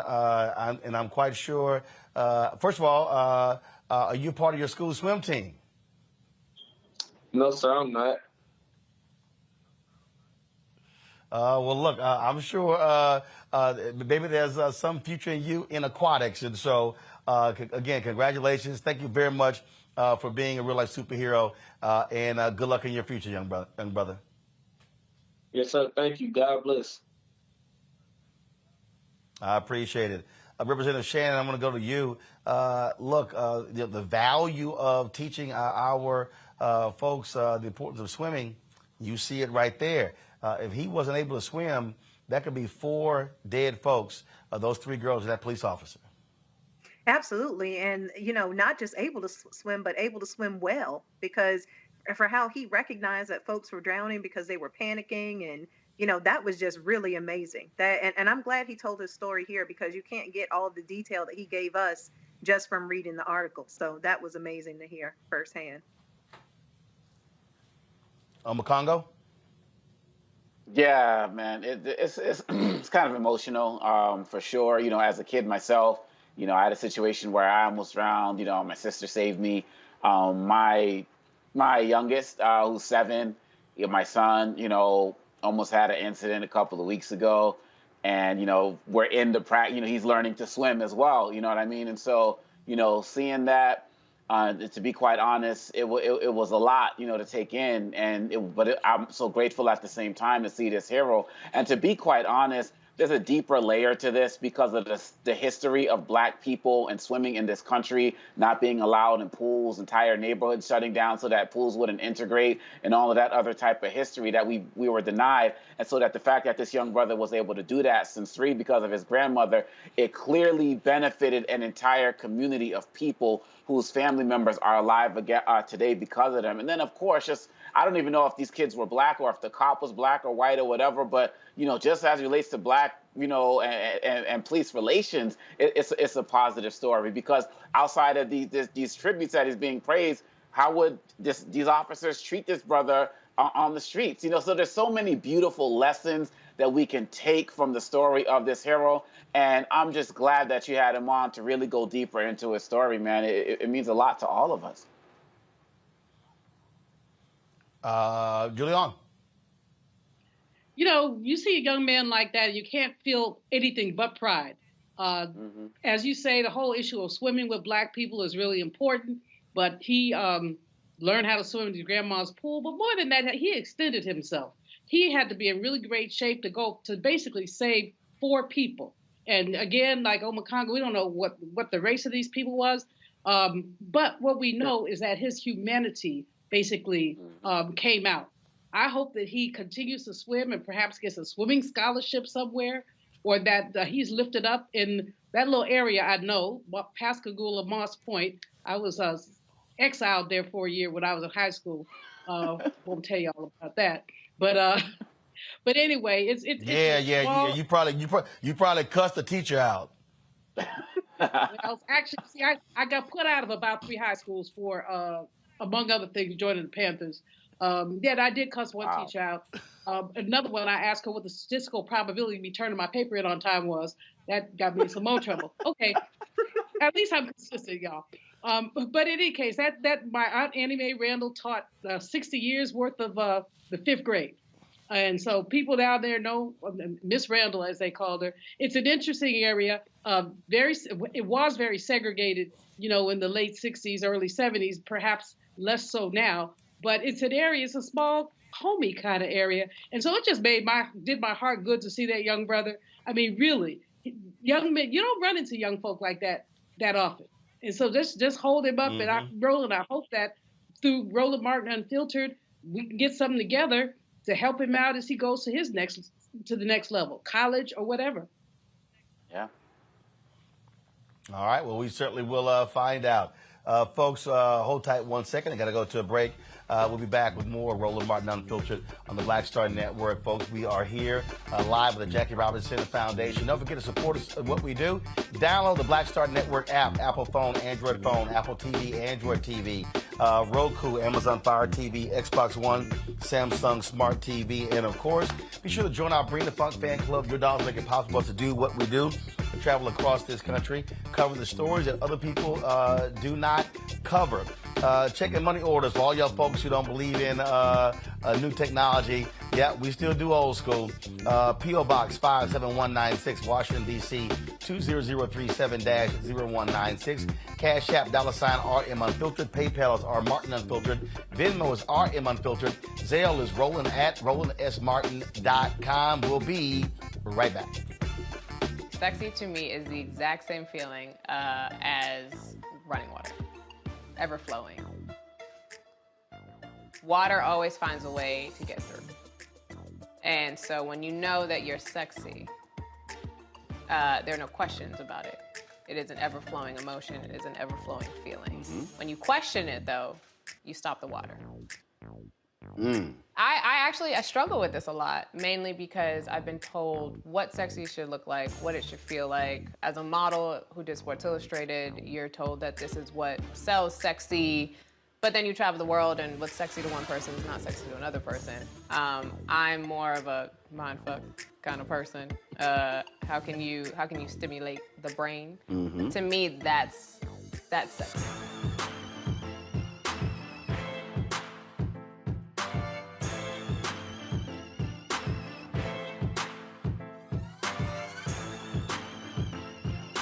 Pull up a chair, take your seat. The Black Tape with me, Dr. Greg Carr, here on the Black Star Network. Every week, we'll take a deeper dive into the world we're living in. Join the conversation only on the Black Star Network. Peace and love, everybody. I'm Purple Wonder Love. Hey, I'm Donnie Simpson. What's up? I'm Lance Gross, and you're watching Roland Martin Unfiltered.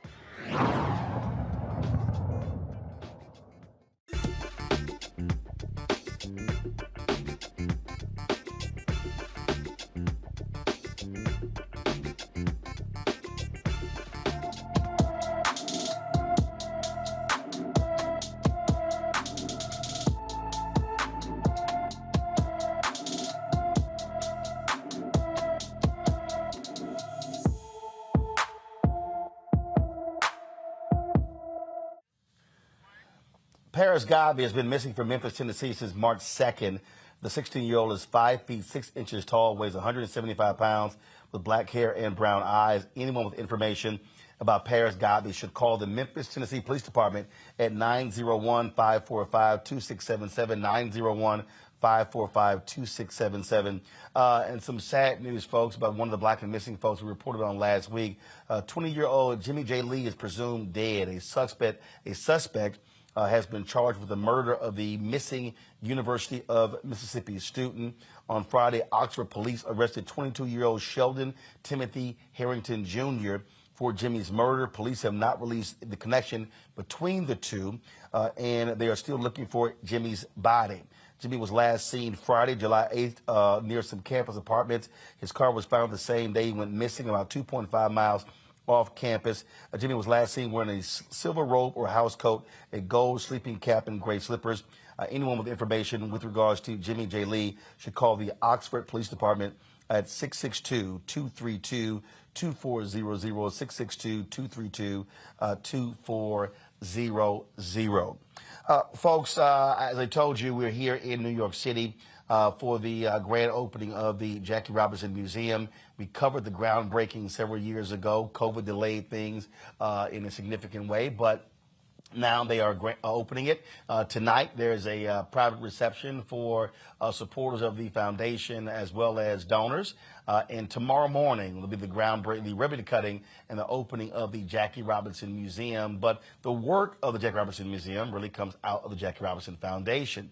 And Rachel Robinson worked to create these Jackie Robinson Scholars. My next guest was one of those scholars, and she now is gone from that to actually being in baseball. No, she doesn't play, but she is the CEO of the Los Angeles Dodgers Foundation, Nicole Whiteman. How you doing? I'm doing great, Roland. Thank you so much for having me on. So let's talk about that. I've addressed the scholars in the past, but for the folks who don't know about the Jackie Robinson Scholars, tell them about it. Yeah, so the Jackie Robinson Foundation was founded by my hero, Rachel Robinson, to perpetuate the legacy of her husband, Jackie, to really show people who he was as a man on the field and off the field, and to really give education, scholarships, and professional development and networking to minority students across the country who just literally had financial need and really needed that additional assistance to make it through life.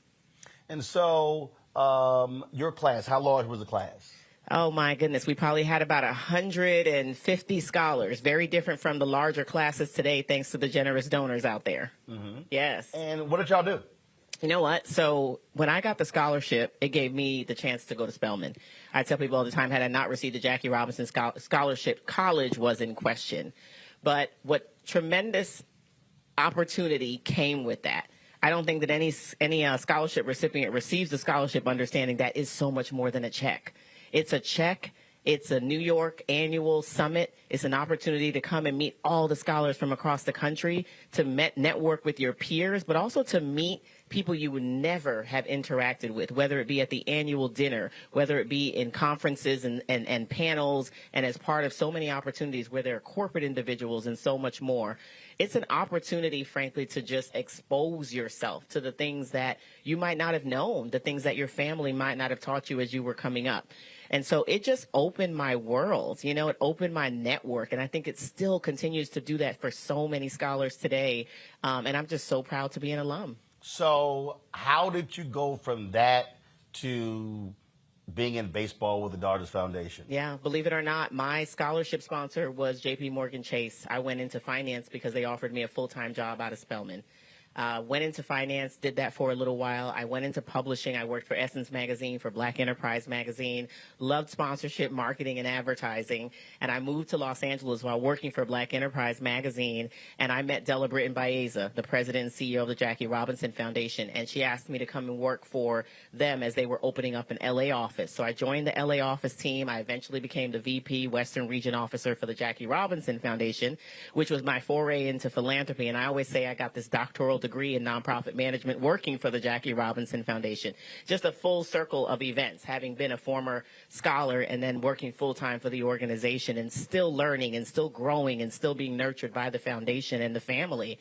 And eventually, I had gone to work for some local nonprofits in LA, LA's Promise, a school reform organization, and College Summit. And I got a call one day from the Dodgers, and I was at the stadium, and they all said to me, "Why haven't you applied to be the executive director of the Dodgers Foundation?" And so I like to say I was... You're like, really? I said, I did. First of all, I said I didn't know you had a foundation, and I didn't even know that position existed.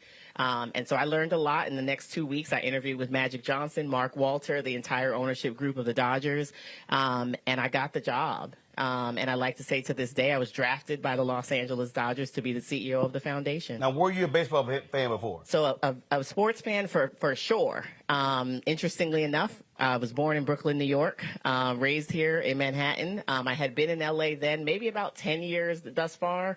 So I hadn't necessarily been cheering for the Dodgers, but let me tell you, I cheer really loudly right now. That would have got to be a little bit different to be a New York native and now working for the Dodgers. So you know what? Jackie Robinson makes that okay. Jackie played in Brooklyn, right? And Jackie played for the Dodgers. So I think it's a lot easier of a transition than a whole lot of other cities. Okay, that's true. In the last week, of course, the All-Star game was in Los Angeles. That was his big tribute to Jackie Robinson. Denzel Washington actually opened it up. Y'all can go to that video, please. And this is someone who is still being honored in a significant way by Major League Baseball for his accomplishments. Yeah, 75th anniversary of Jackie breaking the color barrier. This is a tremendous year to be opening up the museum. An amazing year for Rachel to be turning 100. There's a lot of amazingness happening in the spirit of Jackie's legacy, particularly this year. And at the Dodgers and with the Dodgers Foundation, we celebrate Jackie all the time. Mm-hmm. It's Jackie's team. At the end of the day, we really we carry that, with a lot of pride, and we make sure that not just Jackie Robinson Day, but throughout the year, we're implementing Jackie's legacy in a lot of what we do. Talk about that in terms of the impact, because this is someone who brought a significant number of people, African Americans, to watch Major League Baseball. Frankly, African Americans were watching Negro Leagues. There are those who also talk about the fact that, unfortunately, by so many Negro League players leaving, that destroyed the Negro Leagues. And Major League Baseball has had to try to rectify that by now including those records and not with an asterisk next to it, in an appreciation of what the Negro League players did for baseball. Yeah, that was a major move, and it's such an important move. And removing the asterisk and making sure that those men are noticed. And frankly celebrated just like every other Major League Baseball player, because they were the league. They were just a different league, but they were the league. And to your point, many of the players who went to the league at the time came from the Negro Leagues. I think we're doing a wonderful job in baseball celebrating the Negro League Museum and what Bob Kendrick is doing and making sure that the legacy of these players lives on. I think more people today are learning. History is happening. A lot of the teams across the country are making sure that whether they have exhibits or they have opportunities or special days to promote the Negro Leagues and what happened and who came out of that. Some of that's happening, and it's amazing. But unfortunately, we're now, though, in a space. Look, I played baseball growing up in high school, but we're living in a space now where there are so few African Americans. What are y'all doing at the Los Angeles Dodgers Foundation, and what is Major League Baseball doing to really try to keep African Americans interested in this sport that also pays the biggest salaries?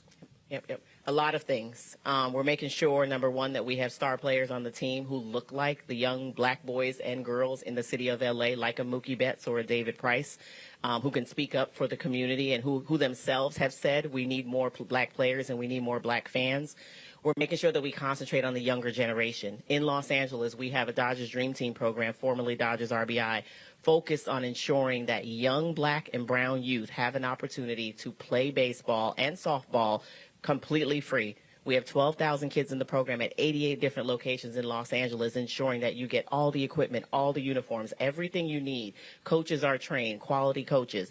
We did an assessment 10 years ago when we found out that the reason why our young black boys and girls weren't playing baseball or softball, it's expensive. Yep. It's an expensive sport. It's very different from a basketball. It's very even different from football. It's a very expensive sport. Now you have the traveling teams. Now you have, which are essentially pro leagues. You have a lot of working families to go along with those traveling teams, so that can be a reason that a player doesn't play.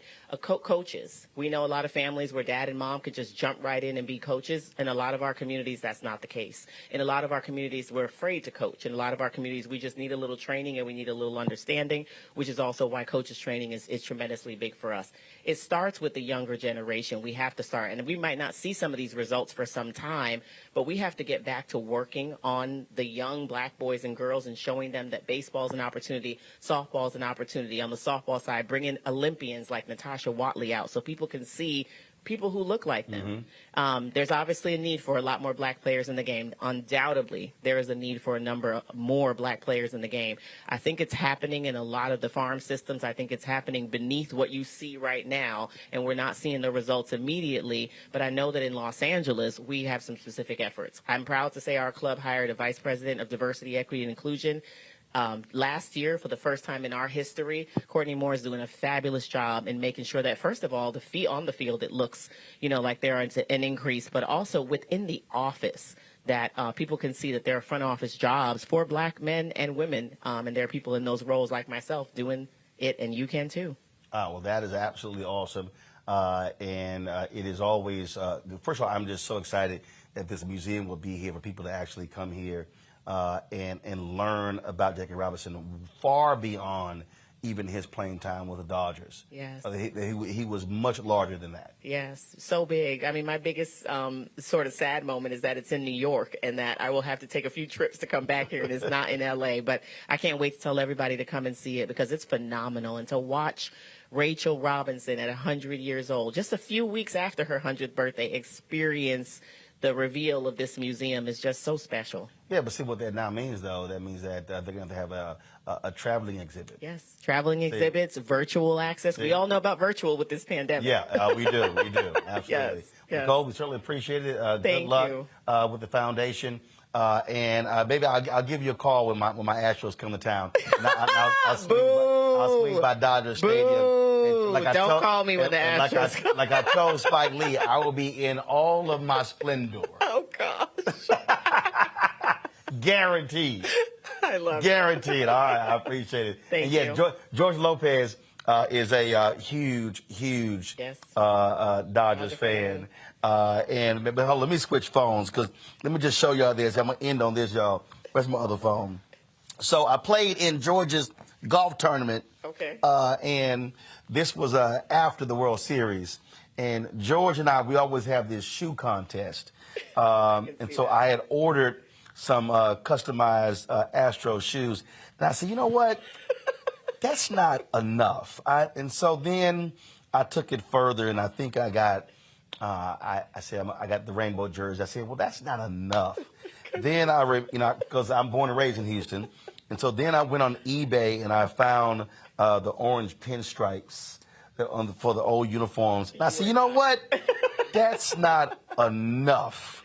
Then I saw, I got the golf bag. Then I said, you know what? That's really not enough. Then I said, let me get, I saw Dwight Howard had on this. Oops, my bad. I don't know y'all switched I unplugged the phone. Dwight Howard had on this. Houston had that foam hat. Yes. But you can only buy it in the stadium. So I called a brother who was one of the minority owners. I said, you just send me that hat. So y'all go to show it again. So when I showed up, you'll see it here. When I showed up, goodness. I had Astros car flags on my car. And so you might see here, I had these eel boots that were cognac, which looked good with orange. Then I had this large Texas belt buckle right there, and that's how I rolled up to the tournament. We are not in LA. We are not letting you in Dodger Stadium with this. And Puig was in my group. Absolutely not. Security would probably ask you to leave. Puig was in my group, and I actually had these Titleist Pro V1s my goodness. with Houston Astros world champions on them. And look, no, I went all out. You understand? Y'all can show this too. Look at the socks. Yeah, I had the socks too. Yeah, I had the socks too. So yeah. Wow. Now and last year, y'all come back. Last year. My heart is hurting. Oh no! Last year. So last year, Joe Pesci and you'll see Joe and I, and just so you know that's how I rolled to the tournament last year. Don't invite me. What? I see. Look, I'm gonna rep my squad, and then Anthony shot these photos, and I had, of course, they had me with my Uncle Roro on the back. So yeah, I had to look clean. I had to look clean in that jersey right there. So I'm just saying, being an Alpha, I had to have the 06. I see. So I'll be happy to come back to the stadium when we play. We'll be here in New York at the Jackie Robinson Foundation Museum from now on. Oh, come on now. I know Holly Robinson Pete. She's still mad at me because she blocked me on Twitter after we won because her son was a bad boy, I think, and she really wanted RJ to get that ring. Yes. And I was like, sorry, Holly. Yeah. Well, he got a ring in 2020. Yeah, she blocked me for like a year. He'll get another ring, too. Yeah, okay. Yep. Yeah, we're going to get another one, too. All right. I appreciate it. Thanks so much. Thank you so much. Folks, got to go to a quick break. We'll be back. Roland Martin Unfiltered on the Black Star Network, live from the Jackie Robinson Foundation. On the next Get Wealthy with me, Deborah Owens, America's Wealth Coach, you see the headlines. All frightening, right? Interest rates are going up. The recession is on the way. The stock market is up and down. But you know what they say, scared money don't make money. That's why I'm excited on our next Get Wealthy to have a conversation with someone who has written a new book, Fearless Finances, and she's going to share exactly what you need to do to secure your bag regardless of the ups and downs of the economy or the stock market. Oftentimes you can start with as little as $5. That's right here, only on Get Wealthy on Black Star Network. Pull up a chair, take your seat. The Black Tape with me, Dr. Greg Carr, here on the Black Star Network. Every week, we'll take a deeper dive into the world we're living in. Join the conversation only on the Black Star Network. Hi, I'm Dr. Jackie Hood Martin, and I have a question for you. Ever feel as if your life is teetering and the weight and pressure of the world is consistently on your shoulders? Well, let me tell you, living a balanced life isn't easy. Join me each Tuesday on Black Star Network for A Balanced Life with Dr. Jackie. We'll laugh together, cry together, pull ourselves together, and cheer each other on. So join me for new shows each Tuesday on Black Star Network, A Balanced Life with Dr. Jackie.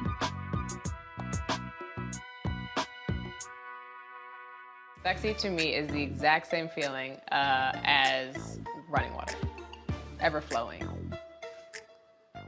Water always finds a way to get through. And so when you know that you're sexy, there are no questions about it. It is an ever-flowing emotion. It is an ever-flowing feeling. When you question it, though, you stop the water. I struggle with this a lot, mainly because I've been told what sexy should look like, what it should feel like. As a model who did Sports Illustrated, you're told that this is what sells sexy, but then you travel the world and what's sexy to one person is not sexy to another person. I'm more of a mindfuck kind of person.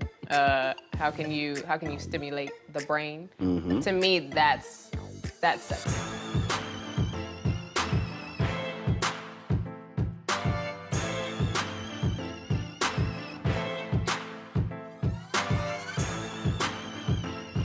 How y'all doing? It's your favorite funny girl, Amanda Seals. Hi, I'm Anthony Brown from Anthony Brown and Group Therapy. What up, Lana Well, and you are watching Roland Martin Unfiltered.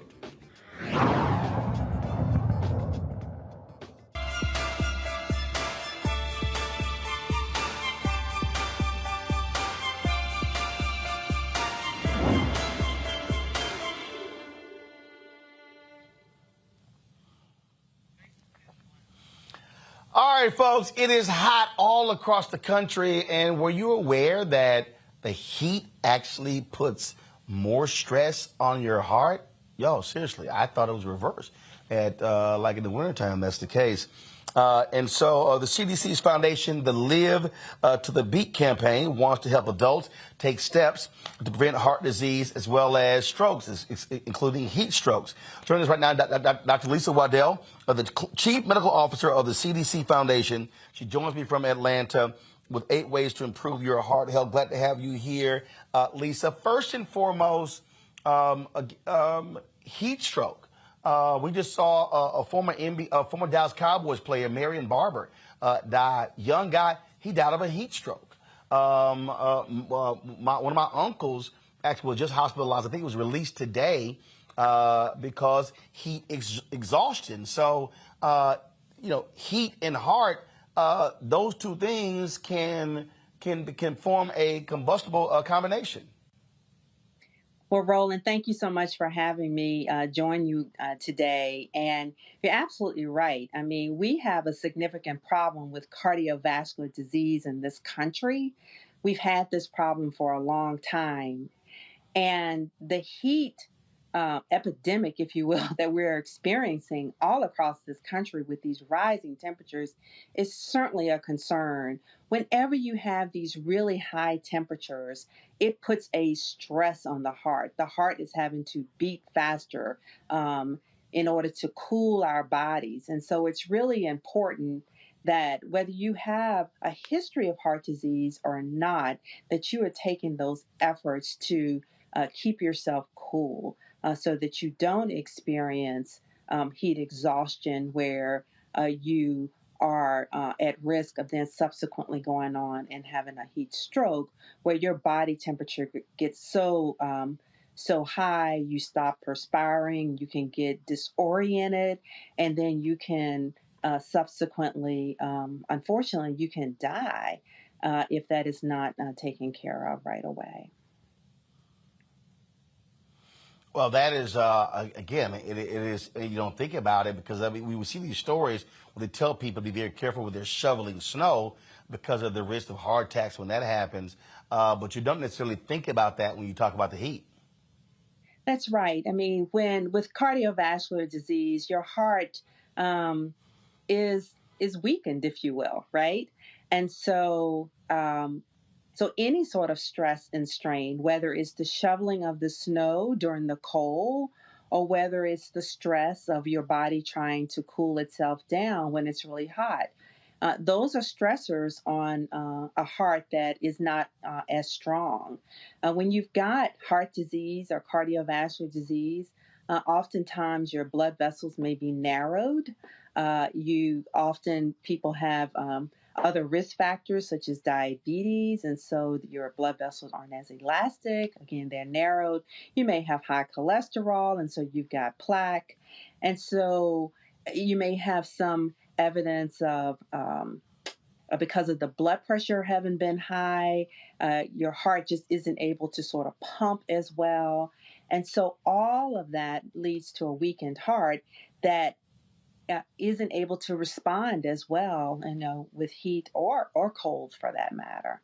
And so that's why it's really important that we understand that we have a significant problem with heart disease in this country.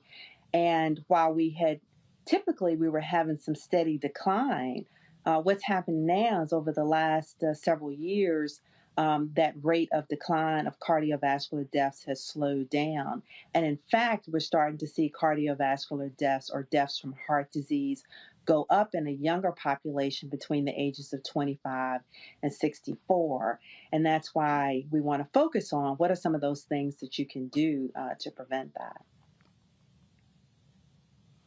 Questions from my panel. Mr. Hot Yoga himself, Makongo, you're up. Oh, thank you so much. And, this is such a serious issue. And I thank you for mentioning yoga, Roland, because that is something that has helped with my heart for sure.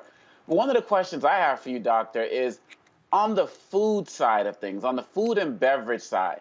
Are there certain foods, beverages that you would recommend, like if we just had to do this like every day, just grab that one, how they used to say an apple a day keeps the doctor away and stuff. What kind of nutritional things do you recommend for us as it relates to keeping our heart healthy? That's a great question. And there definitely are things. That's one of our key tips. We want folks to eat healthier. And eating healthy, particularly during the summer, may not be as difficult because we do have fresh fruits and vegetables. Many people have gardens. So you want to eat those healthier fruits and vegetables, those green leafy vegetables. If you aren't able to get the fresh fruits and vegetables, then it's better to get the frozen vegetables because we don't want to get the canned vegetables that are high in sodium. And why is that?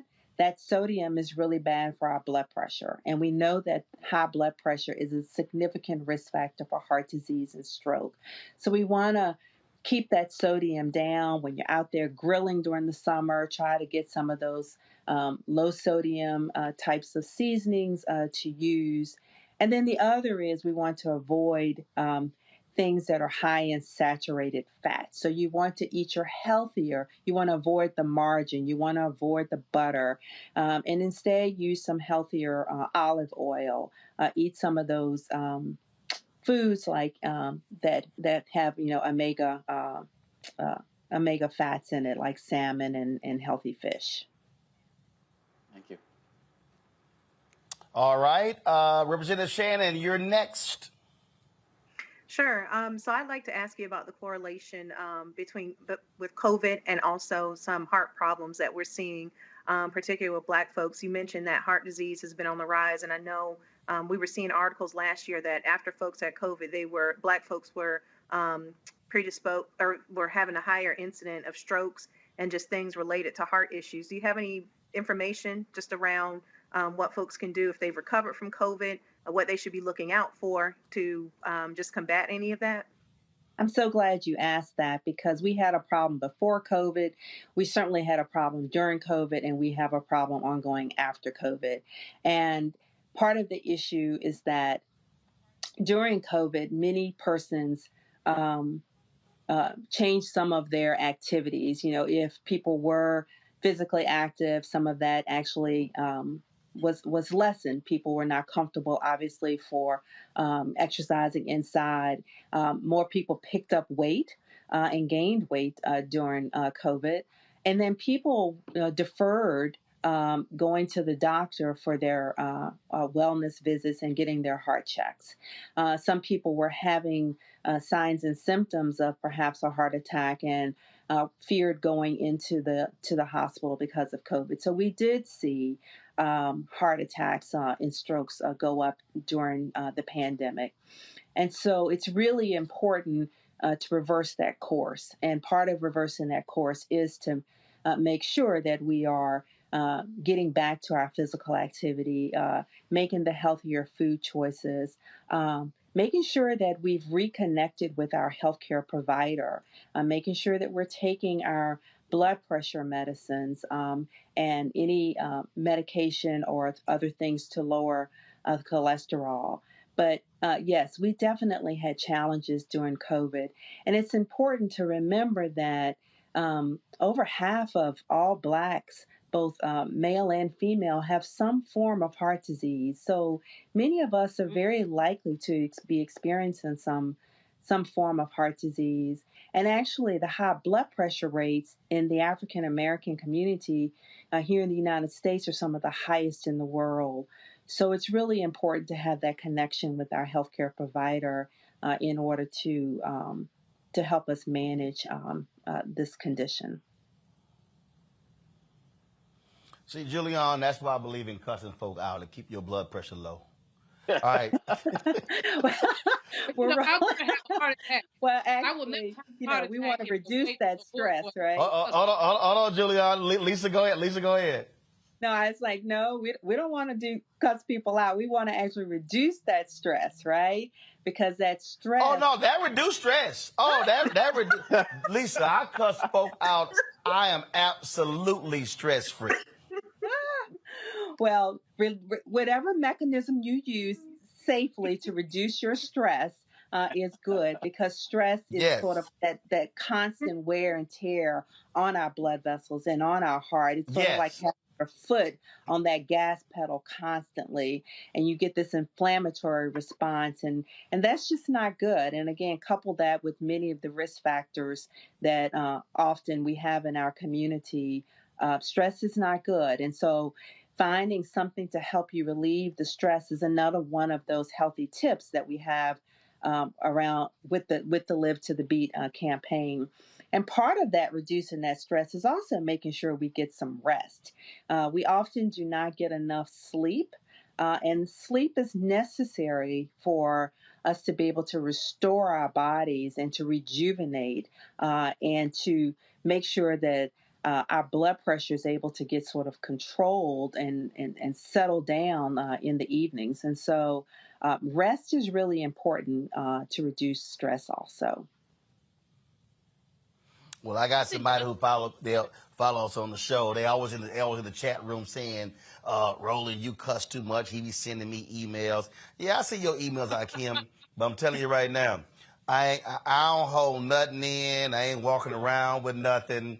And so I'm just letting you know, just look, cuss them out, move on. Julian, go ahead. There you go. Cuss them out, move on. Just cuss them out. Sister, Black women, our awareness about breast cancer has increased, and we know that the incidence of breast cancer, we experience it differently, younger, et cetera. But what about heart disease? There are people who talk about women and heart disease, and it's something that we don't have as much awareness of as we do of, let's say, breast cancer. So talk to me about Black women and heart disease, and also what should we notice? You've given us lots of tips, but are particular things that Black women should be paying attention to in terms of heart disease? Great question, because often Black women may not recognize that we may be experiencing some form of heart disease. Often in women, the symptoms aren't some of the classic symptoms of feeling like an elephant is sitting on your chest with sudden shortness of breath and pain radiating down your arm or up into your jaw. Sometimes it's just, I'm just not feeling quite right. You may have a little bit of discomfort. You may feel more fatigue. But I think the thing we always tell women, and particularly Black women, is that we know our bodies. And if something is just not feeling right, then no one's going to generally know that better than you. And therefore, it's important to just express that and be firm about that something is just not right in order for you to get that EKG done or some of the blood work done. But certainly cardiovascular disease, again, is the leading cause of death and certainly is a significant cause of death for Black men and Black women, and therefore is something that we definitely need to pay attention to. And again, the things that we can do, what all of us can do, are again, just know your body, know yourself, pay attention to those small things, but also manage our blood pressure, manage our blood sugar. If you have diabetes, it's important to have that under control, lower your cholesterol. And then also, I think the physical activity is really important. And part of one of the tips in terms of live to the beat is that it doesn't have to be that you have to go out and exercise for an hour in a gym.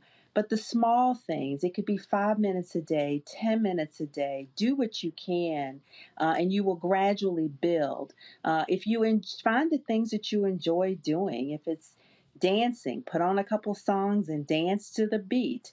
Do a few knee lifts at the countertop. Do some counter push-ups.